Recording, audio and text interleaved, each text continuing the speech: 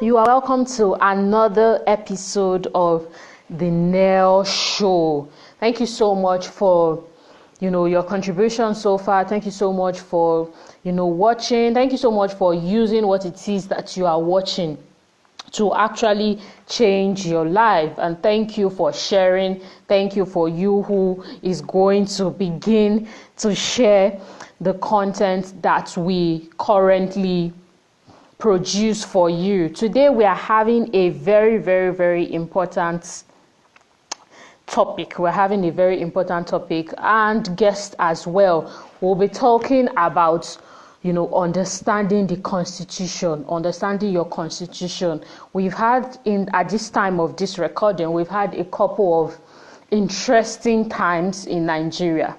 And it's easy to keep talking about what is wrong than actually about how finding a way to actually move forward from where we are to where we ought to be. And at the NEL show, that is what we are committed to doing. We're committed to finding ways to move us from where we are to actually where we are meant to be. It's not just about talking about the problems, but about actually making sure that we are working towards the solution and of course becoming the solution ultimately. Our guest is Azeezat and she would be here shortly. Thank you so much for joining. She's going to be here shortly and we're just going to go right into it, talking about everything: Nigeria, the constitution, what is possible, what can work out, and the ways to move forward from where we currently are. I am currently okay. Good. Azeezat is here. Thank you for your patience. Let us get right into it. Okay.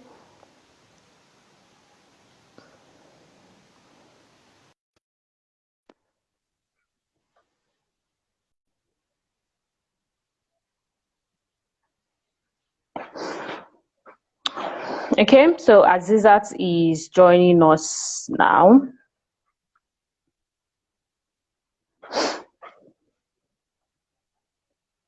Waiting for her to join us. Join. Okay. While that is happening, I started, of course, reading the Constitution in preparation for this particular topic, and it is very interesting the amount of things we don't know. As a matter of fact, one of the things that we'll be discussing with Azeezat, who is the co-founder of the Constitution Lab, is the possibilities of having it in different languages, or if it is even already in different languages but we are not aware. I'm not even sure people have the copy, the English copy, but this is it. She's the co-founder of Constitution Lab, and then she'll just be talking to us about all of that, what is possible, how to make it get into the hands of people that may not even be able to read and write properly. Azeezat, thank you so much for joining us today. Thank you so much for having me. Yes, thank you. Okay, so I'll get into Azeezat's profile and then we would move from there.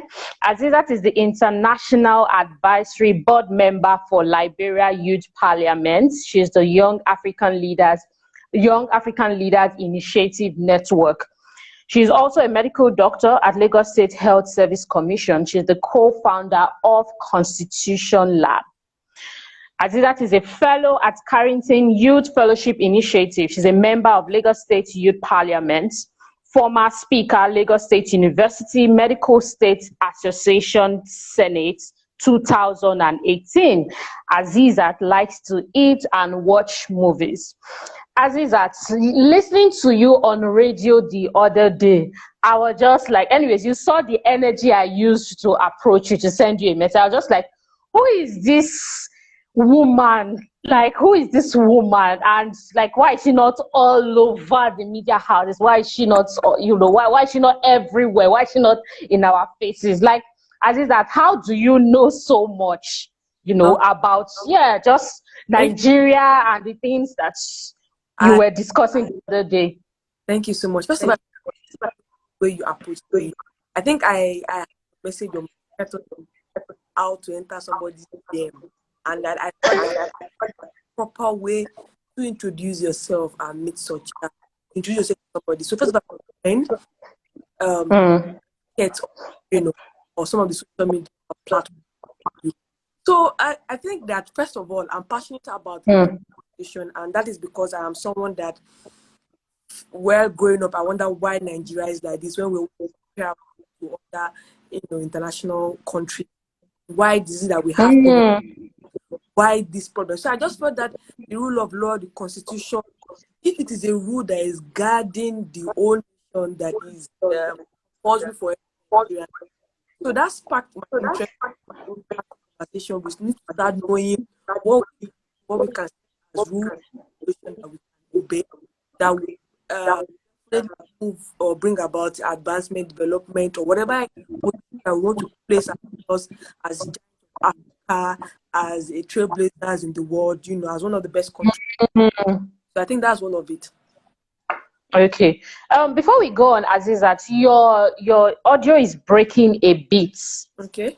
I don't know why it was big, but can you hear me clearly and consistently? Yes, I can. I hope I'm not breaking.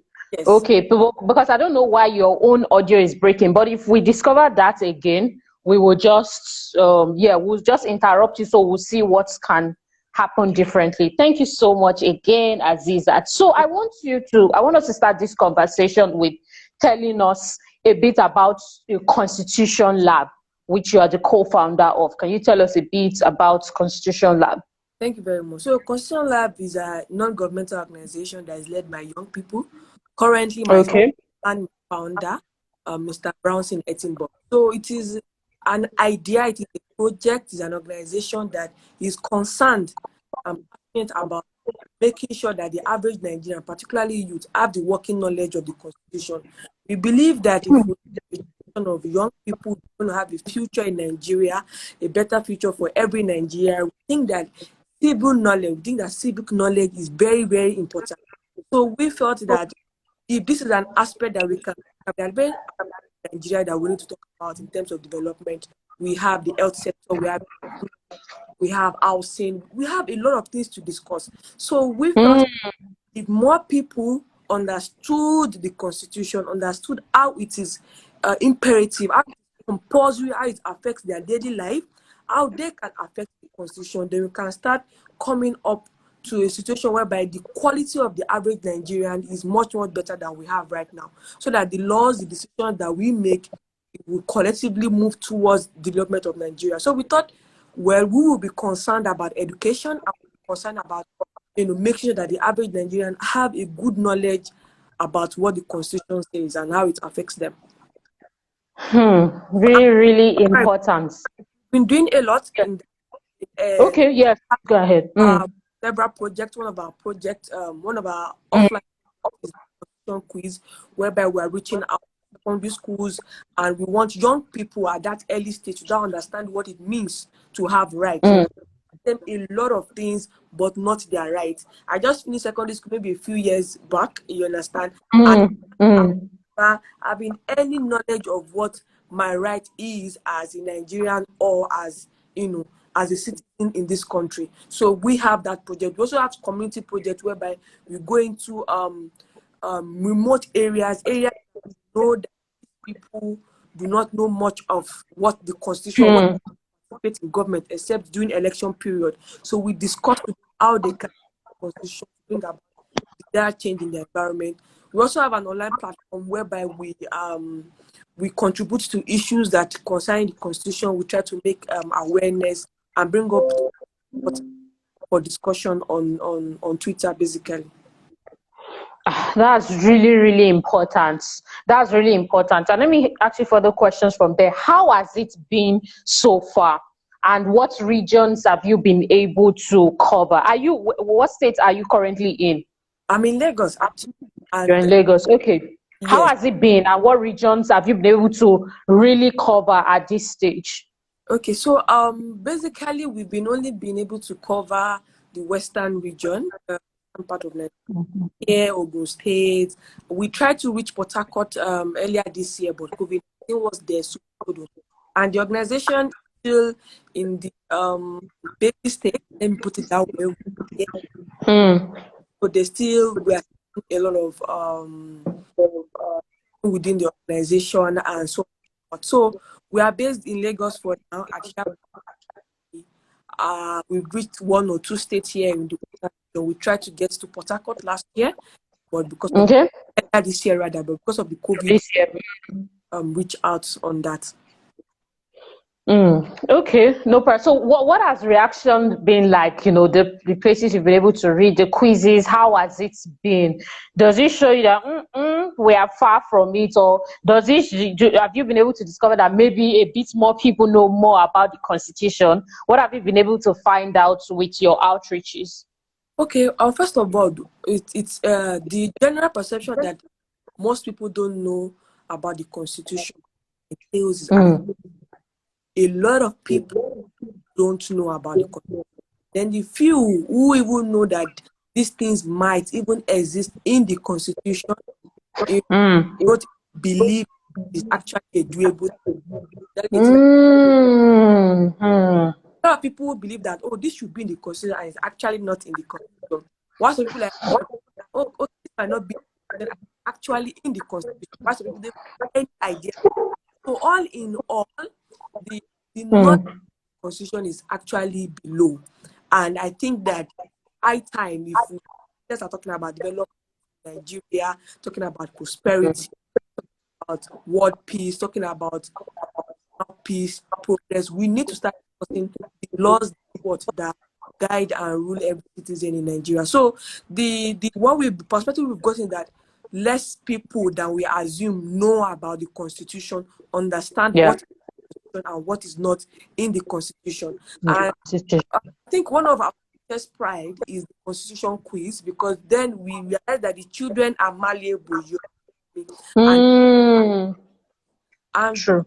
Constitution quiz, we've been able to select the aspect of the Constitution that we feel would direct, open their. Most of our focus is on fundamental human rights. As Nigerians, we want them to know that these things are actually provided for in the Constitution, is not a far-fetched thing, and that we have these things in the Constitution for them to, to understand, clamor for, as the case may be.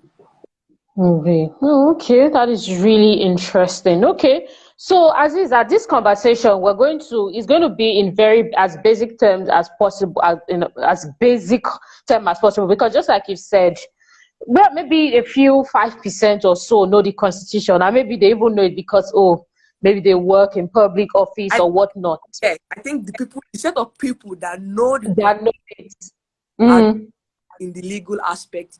So a lot of people, don't know it. If we want to be truthful, that educates. Yes. We'll try to educate through this platform. So we're going to start with basic. Just to make sure that anybody, maybe even if you finish your higher certificate in secondary school, leaving certificate, you'll be able to understand this conversation. That is the aim. So, in basic terms, Azeezat, what is a constitution? So a constitution is the document. I'm trying to put it in a way that we don't understand. It's like a set of rules. You understand? Okay. That the people has agreed upon, or majority of the people has agreed upon. So the constitution would reflect the rules that would ensure that there is harmony, there is respect, and values of such community. I'm bringing it to the lowest of term in this case. You understand? Yes. Yeah. It's a set of rules that are agreed by people within the community, mostly majority of the people, not really neglecting minority, but there are rules that ensure harmony, that ensures value. You understand me? And ensures that the people within this community agree with this set of rules. You understand what I'm saying? So that's more or less it. And that constitution is bounding on everybody living in that particular area or who identify themselves as part of that community. So it is a rule that everybody agrees or majority agree or objectively, and it Yeah. is every individual that identify with that community or that place or the country or as the case might be. Really well defined, really well defined. So do you, I don't know if that's something you're able to delve into, do you know how we in Nigeria came across our current constitution? Do you want to take us down that lane or just help us explain? Because a lot of people were born, yeah, quite a number were born into the current constitution. Some people were babies, and so on and so forth. Some people were probably maybe not up to 10 years when this current constitution was, finalized as the one that will guide us right now. So how did we come together to form our current, which is, I believe, 1999 constitution, if I'm correct, in 1999? Yes. So I Okay. be doing the from the independence of our great nation, Nigeria, we've had Yeah. a civilian military role. I can't really remember all the states. The dates and everything. The Azikiwe, Awolowo period, and Amaduwe Bello. Military coup d'etats, failed coup d'etats, and successful coup d'etats. But I think the most recent one was the one that we have during the time of military general Abacha before it was handed over to a civilian president, which was the person of President Olusegun Obasanjo. So the next came then when the military felt that it was important that, okay, we hand over for whatever reason it is, because we've come to realize that over time in history that the reason was not so much as for the benefit of the whole Nigerian as itself, but maybe they realized that whatever power they are holding right now, the people were clamoring for a change. And as at that point, so the 1999 constitution just came about, you understand me, and invited, there was a referendum, and most rules were came about in a shorter period of time, let me put it that way, just to bring something to hand over as the constitution that would be guiding Nigeria henceforth. Nigeria. We've tried severally to amend the constitution. We've called for a referendum of the old constitution and so on and so forth. I think so far we've only had one. I think, if I'm not mistaken, during the time of President, I think it's still President Obasanjo as at that time. But subsequently, is amendment of various aspects of of the constitution, and then we also had adaptation of the constitution into several laws. So we have the criminal or penal code law. The criminal law, this is just talking about crimes and punishment, offenses, and so on and so forth.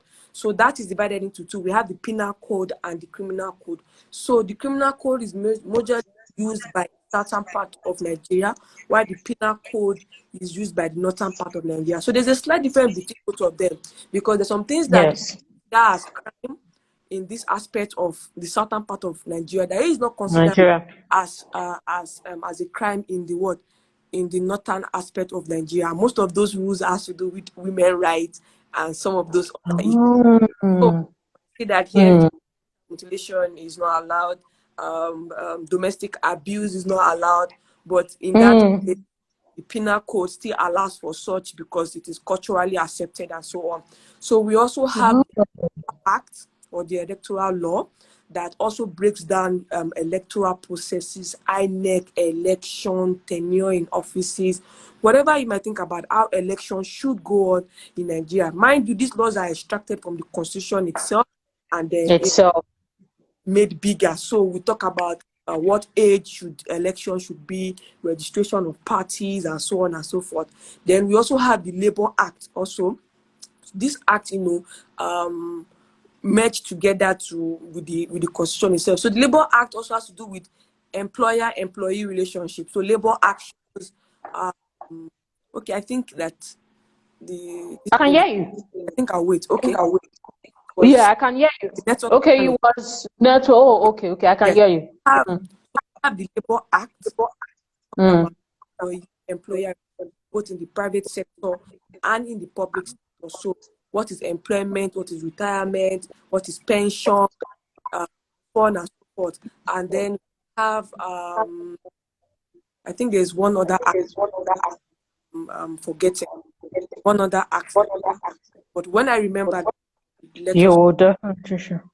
Okay. This makes a whole lot of sense, and thank you for just giving it to us in the most basic way possible, Azeezat.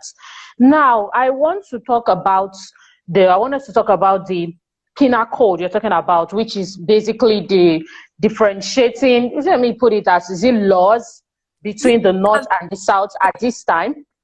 Yes, Yeah, that has not been accepted. yes, they still exist. Like I said, aside from the constitution, other acts there are several laws, in just brought out this main one because they are just specifically aspect. So it's either a criminal code or a penal code. You understand? So the crime, what we consider to be criminal. Criminal. Yes, what we consider to be crime. Is it a crime to stand upright? Is it a crime to do this, to steal, perjury, murder, whatever that we consider to be a crime that we arrested, and such a person would face how will I call it? Would face the court of law, prosecution, imprisonment, fine as the case might be. So, like I said, there's a few differences between the criminal code and the penal code. That are down here that we consider as crime. Like for example, about child marriage and stuff like that. Most of the states in the North do not adapt that law as it is. So these are the things that are contained in the penal code. So like I said, like, there are further things that differentiate the penal code from the criminal code, and a good number of it is on women's rights and the rest. So it is mostly applicable in the North, where you have the Sharia law and that code down here. If you're in the North, you more or less be subjected to the penal code. If you're in the South, subjected to the penal code. But all this code, this act, this law are subject to the Constitution. So eventually, a bill or a judgment is passed in every country, the country, the Constitution itself supersedes such judgment. You understand? So that's why we have different levels of judiciary or court system. So the Supreme Court being the final, and their reference point is the Constitution. Okay, so what can we do? What is currently being done? Because I want to believe that things are being done. So, make sure that, the North and the South, the laws in the North and the South kind of like, come to synergy, so that what is seen as crime in the parts of the South can also be seen as crime in the part of the North. Or is this something that has been really difficult? Please tell us about it. Is this something that has started? Is it a process that has started? Because like you said, this child marriage, all that, if this thing is still in the fundamental document, it's going to be, we will just be shouting, which is why we needed to have this conversation. We'll just be shouting, and we're not going to really get much change when we are not treating it from the root. So what do you think is being done, maybe currently, and then what do you think can be done to make sure that we have that synergy where if child marriage is not allowed, then it is not allowed across all parts of Nigeria? Not like, one part the girls are privileged, the other part the girls are, not privileged. Yes, thank you very much. I think that the Constitution allows and provide for even in our code and recognizes, like I said, the Constitution, what the people in a certain community accept as violations, not. So a situation whereby, okay, what can we do? I think the people to discuss most of those things are the indigenes and people within that community. Just like we're talking about constitutional, Do you know that it is possible for you not to have this rule? How do you come to a referendum? How do you come to an agreement? How do you lobby? How do you charge your your legislatives? How do you charge your executives? So it is the people that will start acting that this is what we want. You understand? The constitution itself is not just left to legislators to make or the executive to submit as such. You understand me? The people are the custodian and major source of the constitution. So if there's going to be any change in the penal code, there's going to be any change in the laws that are being passed or what is being accepted in other part of the country, then the people within that community need to be enlightened. You understand me? They need to carry out that change that they want. So it's a matter of enlightening people. A lot of people are not enlightening. A lot of people are not interested. A lot of people are not participating. You understand? We have a lawmaker here in Nigeria that's representing us at the federal level and publicly assaulted another woman. And it was not just a simple assault or something, multiple assaults, very, very, very disgusting, if I would put it. We've had several evidences of legislators that have kidnapped women, have raped them for 5 days, you understand me, just because they viewed their opinion. So we have these things are there, you understand me. And even down here, the way our society covers some of these things, we need to open our, and we need to know what is dignifying, what is humane, and what is expected, irrespective of whoever is committing the act, you understand. So I think for me, Wow. wake up and start asking questions. I mean, sorry for Sorry. that. No. Come with what they need or what they want within their society. Aziza, that is really revealing. To know to share. I don't even know if I've heard this anywhere else. Sharing with us that the people of the North, they are going to get their change when they are ready to rise up. Yes. So it's not a thing of, like you said, let the lawmakers to just sit down and say, oh, how do we feel? No. It's like the coming together of the people. What do they want? What do they want? And what is good for their progress? And it really starts with them, which is, part of what we saw in recent times. Youth standing up to say, this is what we actually want. So you are sharing with us right now that, they have to be ready to have that change. Yes. That is so powerful. Okay, so how effective do you think the Constitution has been, in recent times? How effective do you think it has been, in terms of from the part of the citizens and from the part of those in authorities as well? Have they been keeping to read? Do we even remember that it exists? In your own view, how effective do you think it has been? Purpose of the Constitution, especially in democracy, you understand, freedom and respect of individual rights. And I wouldn't say that we adapted even what the Constitution prevails to us.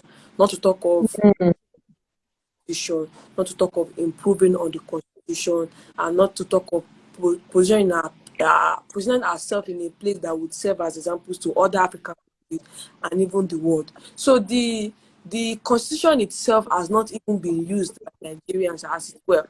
We are the Constitution. We've not started adapting those laws. We've not started taking those laws serious. We've not been asking questions. We've not been challenging. We've not been participating in governance. So we can't say that the Constitution is not effective. You understand what I'm saying? That by virtue of itself does not allow for progress. You understand what I'm saying? There's a lot of centralization, federal. There's a lot of accumulation of power to the presidency. There's a lot of you won't see much of in the Constitution. You are more likely to the military. You understand what I'm saying? The Constitution itself, the way it came, is not in a core democratic. You understand what?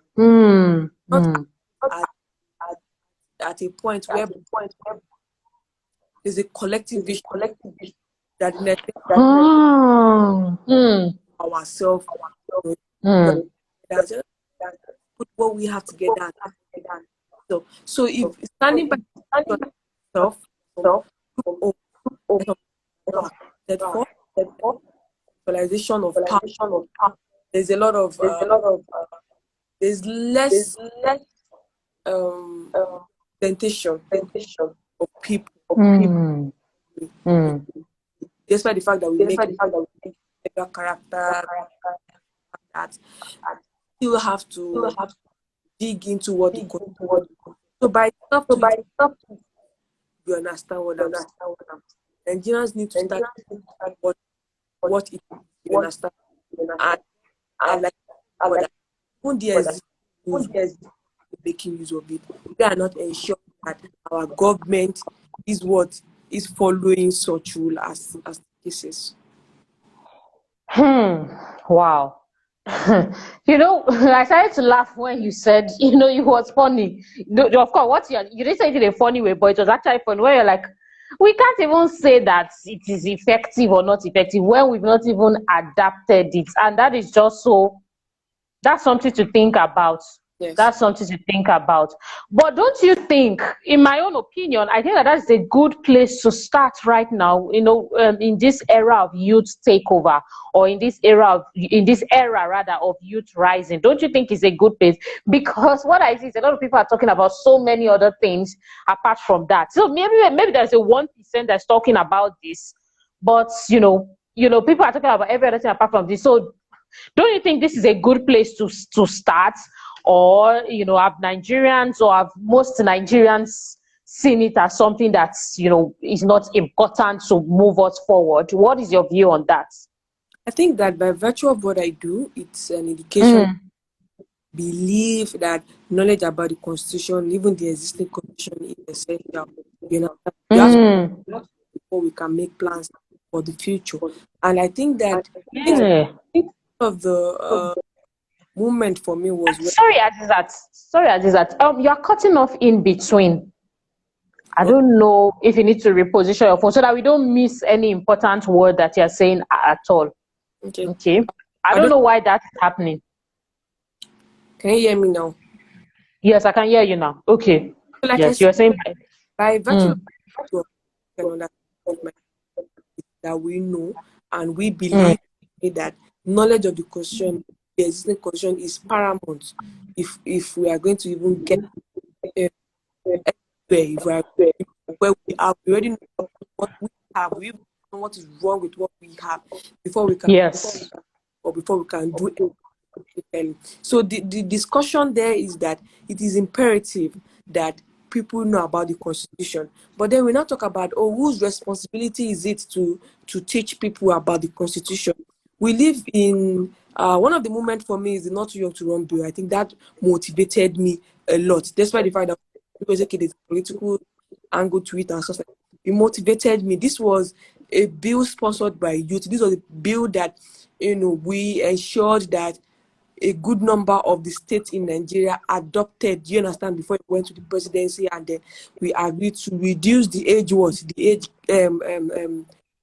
range requirement to participate in any public this thing. What the existing generation might not understand, it means that the law is confident about the kind of people, young people that will take that position. So we have responsibility as citizens ourselves, especially those of us that are learned, to ensure that those around us who are also learned. We live in a situation right now that our leaders would prefer that we don't know about the constitution. It keeps us in the dark. It does not allow us to know what to ask for. It does not want us to know what, how, when, and where to ask for it. And when you don't know, you are most likely to misbehave. You are most likely to act in a radical way and in quote miscreant or way that they like to put it.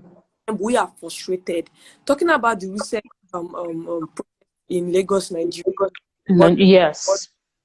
Because about police and me. Injustice is Nigeria. Earlier this year, we talked about police brutality in the US. Also, this year, too, in Thailand, there was also a protest against government and their what and their activities as well. So, the police brutality or injustice, let me put it that way, is not peculiar to Nigeria. And as it came to light this year, that this was not the first time that we have been clamoring for a reform of the of the activity of the brought accountable. Yeah. We then not seem to provide response. That more or less brought about the protest that we had about 2 weeks ago. So when we talk about the constitution, we tend to act in a way that people consider, oh, this is so uncivilized. Where are these youths like this? A number of youth has died or has been harassed or has been abused by people who are supposed to protect them. And less knowledge about the constitution and people to defend that constitution has brought about a lot of impunity in power, as it were. So our prefer that we don't know what is in the constitution. Our leaders would defend the constitution. Our leaders would prefer that we are not persistent in ensuring and upholding the constitution.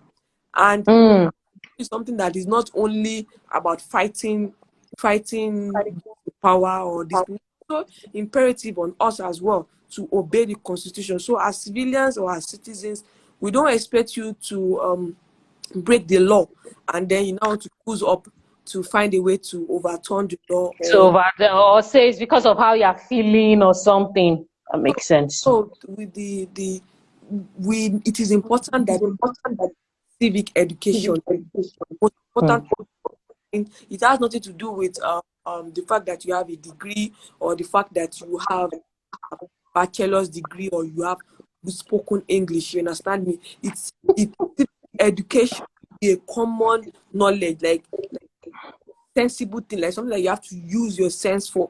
You understand? You see it. The average person knows that, oh, abroad knows that it needs to be read is right. You understand? It might have never been in the four walls of the school, but the way the system is, they know they are right. You understand?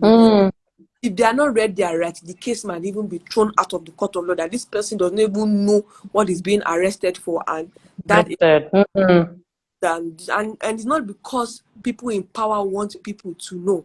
It is the people themselves that want to know. So those that know have a moral responsibility to enlighten those who know. You understand? Because they will not do it for you. That I can assure you.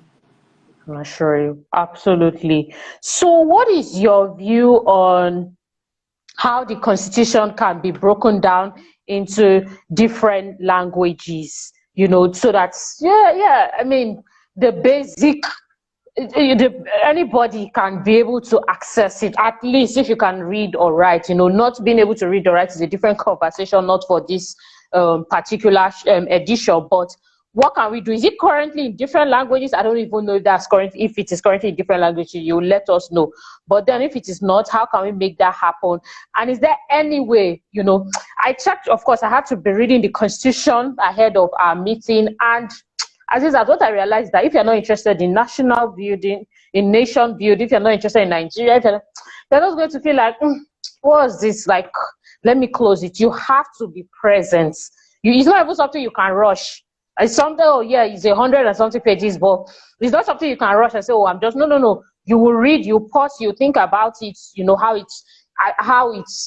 affects and how it, try to look for the word. Anyways, how it affects our current situation.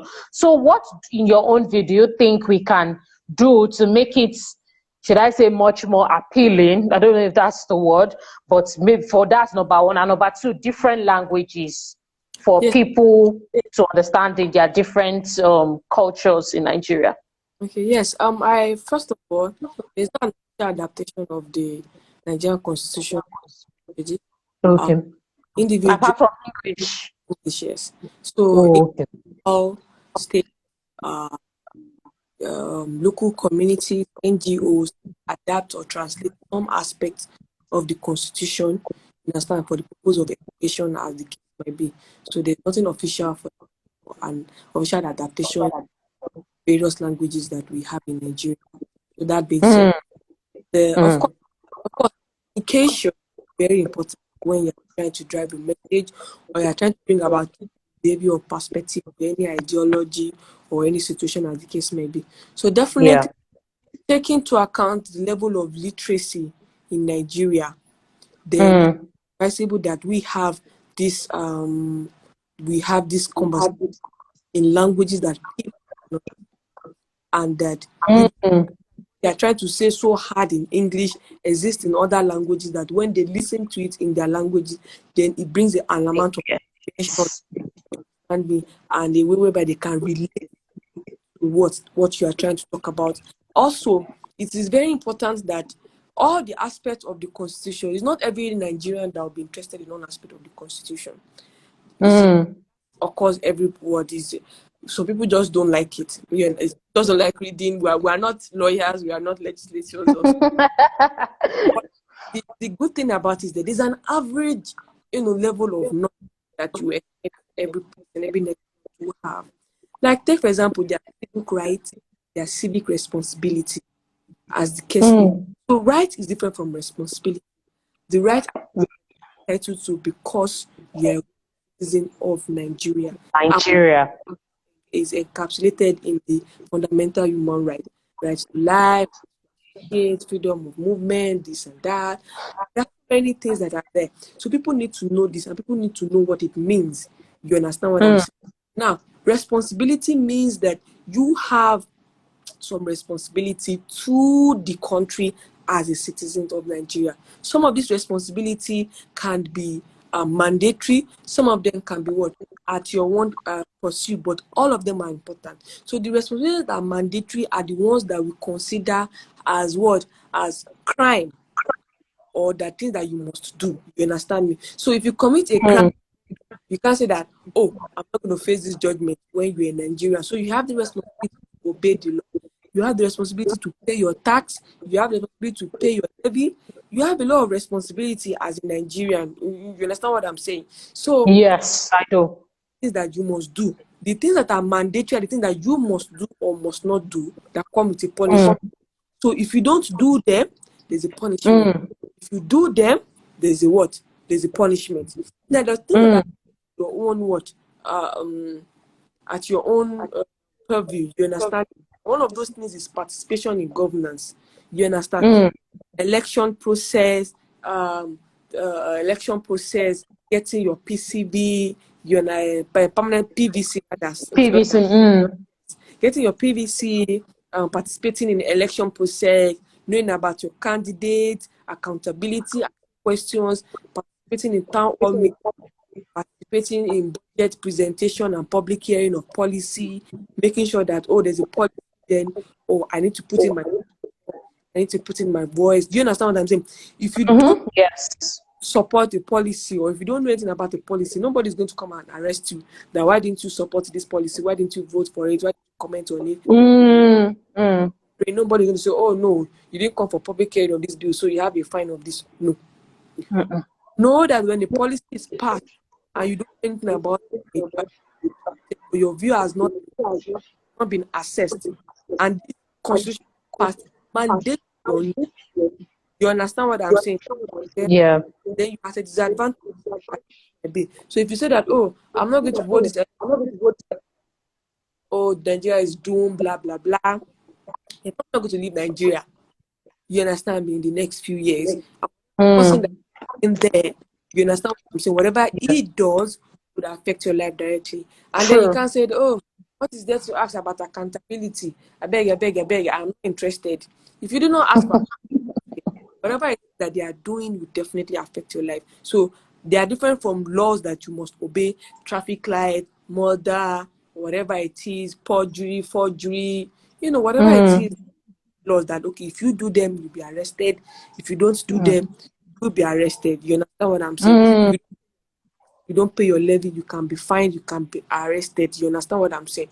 So those are part of it. Those are the things that we can do as Nigerians too, for the constitution as well. Now, I'm trying to remember your last question. And on making it should I say, more appealing? You know, Yeah, is there anything we can do? Yeah, I know we started. I'm already doing something like this through this interview, but just to get it out there beyond the beyond the way it looks. Somebody yes, says, yeah, Sochi says the constitution is very dense. So, yeah. you know, how can we get it to be more appealing, at least to this millennial generation? Yes, first of all, I want to tell you that there's a lot of work going on now to bring Okay. to bring the rules or to bring things that matter to you closer to you.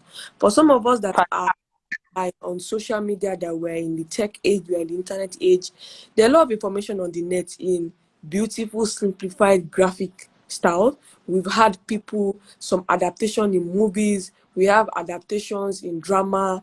We, for now, at least on Twitter, we have Budget It, we have Track NG, we have Enough is Enough, that give you information about what is going on as regards the constitution. So they tell you, oh, this is the budget, this is the time they're going to read the budget, 60% is on this, 40% is on recurrent expenditure, this is how much we are spending on something that we are salaries, this is how much that we are spending on the senators. You know, now we know the salaries of senators, which was not, Yeah.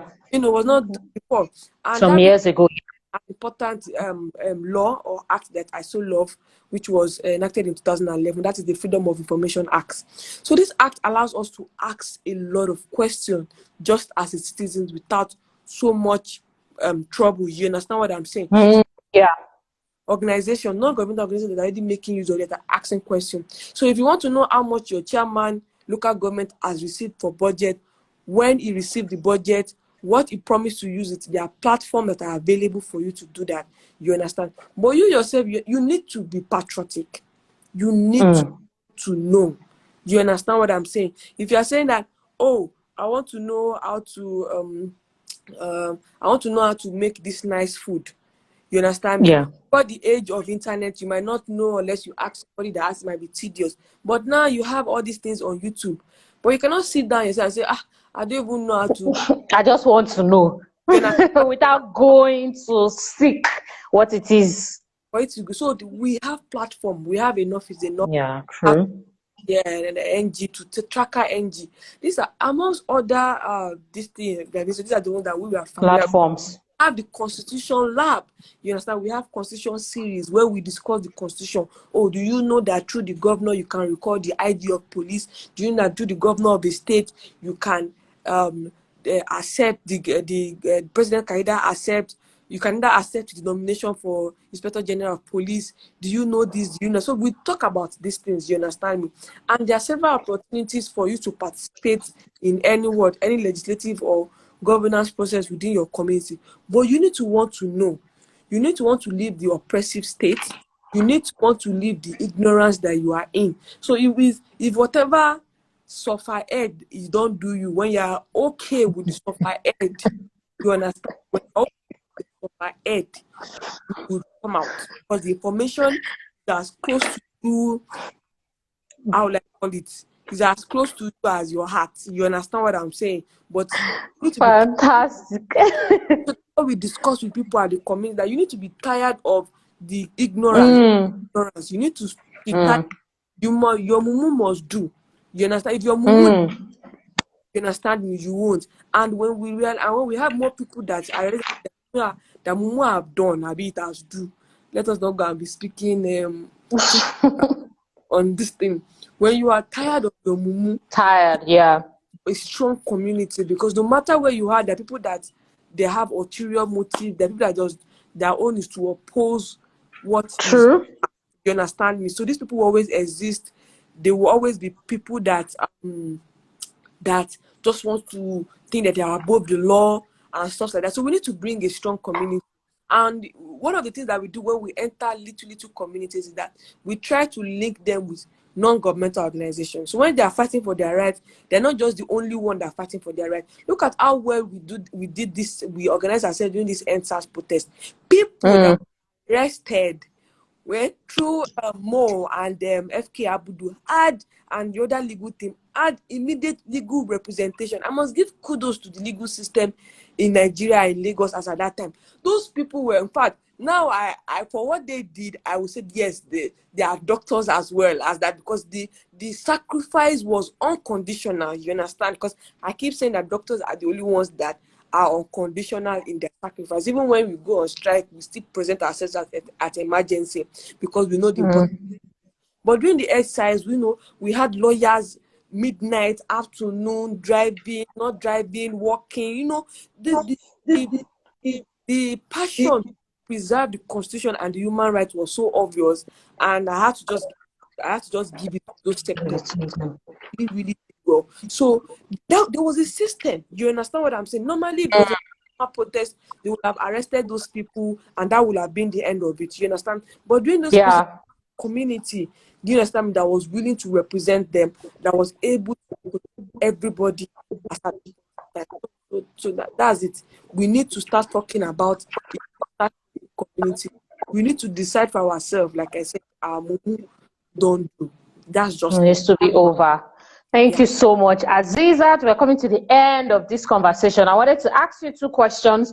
I don't know if that can still work, because Instagram will time us out if we don't maximize our 1 hour. But one important question I want to ask you, though, which I hope you're able to answer the best way possible in about 60 minutes, is how can the youth participate in how can they practically participate in governance in their local sector? I'm not even talking because a lot of time when people hear governance, I know that they're already rushing, oh, I want to vote. No, that's not what I'm saying. How can you go for your local government town hall meetings? You know, how can you maybe run for office, some sort of office, even if secretary or something? What are the basic steps to do? What's the first step? Is the first step to go to their local government to find out?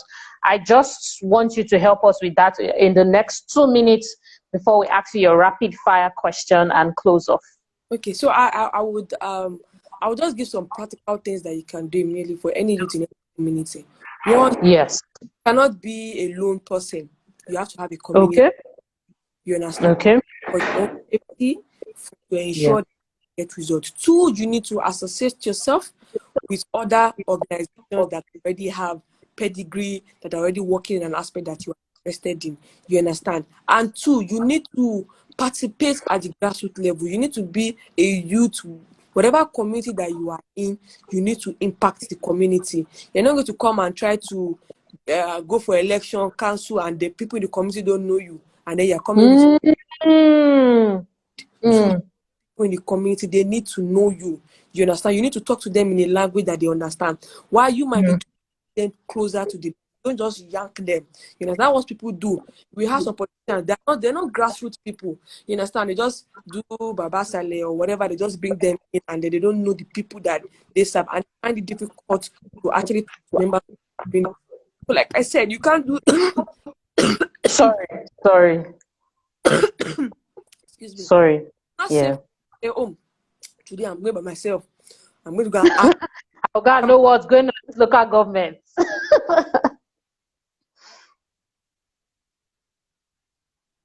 We can't hear you again. Azeezat, we can't hear you. We can't hear you. Hello? Oh, we are not hearing you. I don't know, maybe you went mute. No. Oh, I don't know what happened.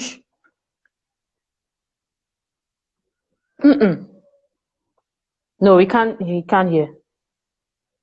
Yes, I can see you, but I cannot hear you. I don't know why. Maybe you should come back again. I can see you. Let me join again. All right, so we've been having Azeezat, and we are in the final lap of this conversation. Instagram may time us out, but we'll just have to try and do the maybe 5 minutes edition with the Azeezat is not here yet. We have to do the 5 minutes edition to just know a bit about her in another video. We'll go live again. But I hope that you've been learning a lot from this conversation. Please feel free to share what it is that you learned in the comment section when we post this video, or send private messages. Thank you so much for staying with us till the end. Joshua, Sochi, Odama, I do not take it for granted at all. We're waiting for Azeezat right now to join us. Okay, so this is what I'll do. I would end this particular part right now, and then we'll do the final lap. We're going to do the final lap in the second video, which is going to be about 5 minutes. Yes, we can't hear Azeezat, Dominic, and we're restarting another live video right now. So please just join us. Just join us there. It's going to be maximum 10 minutes. We're going to be done. So let me do that.